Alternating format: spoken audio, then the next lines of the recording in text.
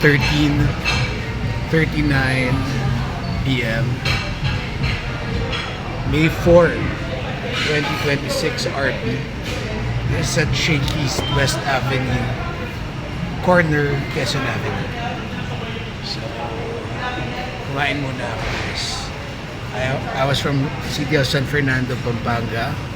I followed up on one sale there. Sabi ko kung medyo wala pa siyang money, okay lang, maghihintay kami ni Jansen Sikat para doon na lang niya mabayaran. Hindi ko na sasabihin kung sino siya, pero one of my regular customers yun. Eh, alam ko namang gustong-gusto niya yung electric fan, saka makakatulong sa business niya yung wall clock. Kaya pag dumating na lang yung blessing, doon na lang niya ibabayad yung blessing na yun sa... Para may blessing kami ni Jansen Sikat, syempre. Yung ibang items ko naka-display din doon.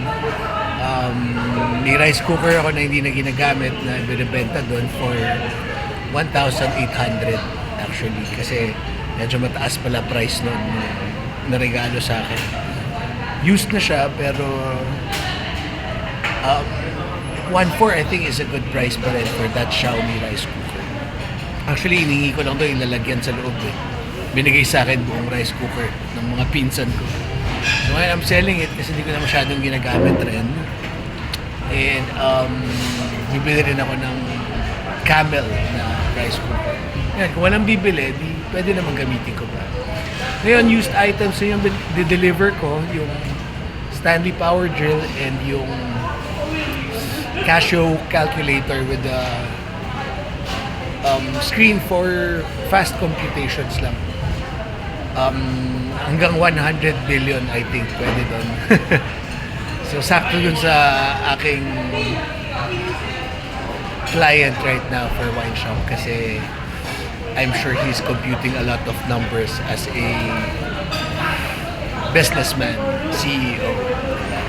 So I'm not gonna mention the name of that guy na rin, pero he's one of my most favorite persons on earth. So yun na muna, kakain lang, bunch of lunch, naubos ko na yung pizzas. Eh, nag-inquire ako about Supercard eh, pero I'm not sure kung may blessing pang darating for this, pero sa ngayon, kain lang muna ako para may energy para sa ating business stuff. Actually, life and business stuff. Kasi masaya rin ako na natutulungan ko yung mga clients ko sa mga items na binibenta ko kahit used man. Kasi they're well-maintained, well-loved, and quality lahat ng products na binibenta ko. Whether regalo lang sa akin, or inarbor ko lang, or binili ko, of course, sa mga dekalidad na hardware or business shops here sa Philippines. So, peace and quadra.